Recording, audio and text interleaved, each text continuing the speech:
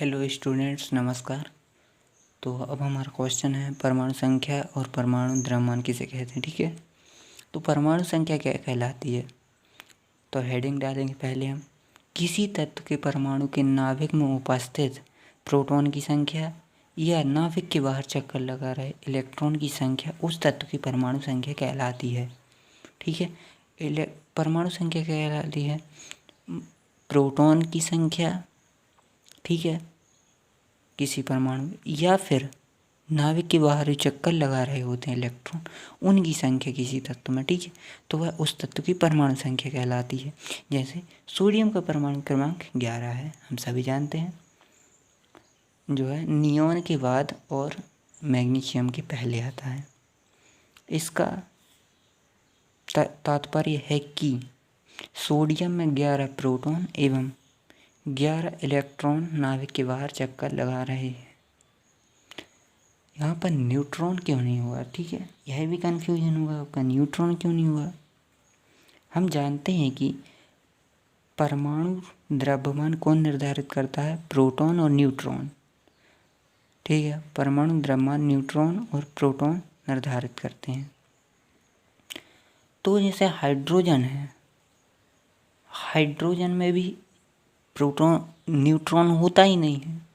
तो यदि हम न्यूट्रॉन कहते थे कि न्यूट्रॉनों की संख्या, तो जैसे हाइड्रोजन लेते हैं हम कि इसकी परमाणु संख्या बता, तो आप बोलते हैं न्यूट्रॉन है ही नहीं, तो कि इसकी परमाणु संख्या क्या होगी। तो इसलिए यहाँ पर न्यूट्रॉन नहीं लिया जाता। ठीक है, तो यहाँ पर आप देख सकते हैं इस प्रकार से, या तो मतलब कि जितने प्रोटॉन या इलेक्ट्रॉन होंगे वही उसकी परमाणु संख्या होगी, या इलेक्ट्रॉनों की संख्या को कह दो या प्रोटॉन की संख्या कह दो। सोडियम का परमाणु क्रमांक 11 होता है।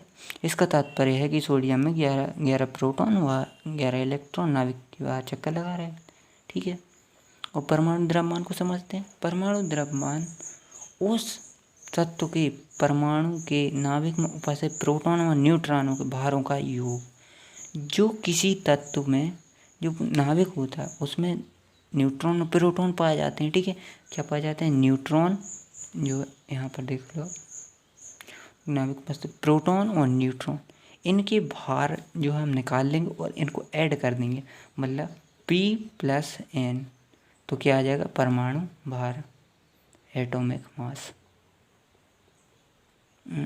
Atomic mass. ठीक है, एटॉमिक मास आ जाएगा यहाँ पर। उदाहरण, सोडियम का परमाणु भार 23 है।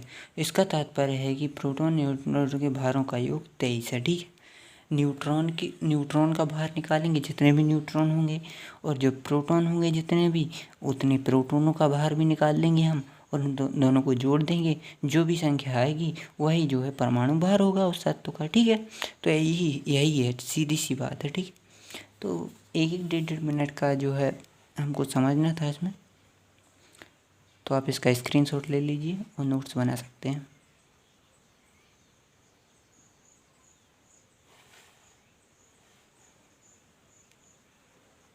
अगली वीडियो में रदरफोर्ड के परमाणु मॉडल के दोष लिखते हुए जो है इस क्वेश्चन को समझेंगे। ठीक है, रदरफोर्ड का परमाणु मॉडल, सीधी सी बात है। ठीक है,